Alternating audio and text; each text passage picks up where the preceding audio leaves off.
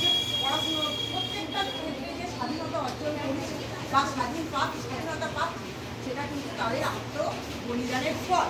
সেই সুফলেই আজকে কিন্তু আমরা এখানে সেই স্বাধীনতা ভোগ করতে পারছি। তাই আমি বিশেষ কিছু বক্তব্য বলবো না।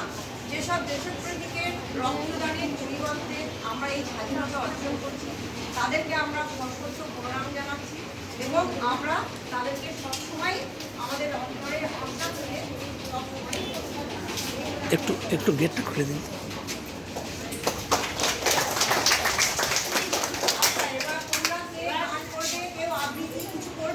তোমরা কোনো অনুষ্ঠান করবে কি? নালে আমাদের সাথে করতে হবে। আশা জোৎস্না কেউ যদি কিছু করতে চাও করতে পারো, কোনো আবৃত্তি গান, ঠিক আছে? 15ই আগস্ট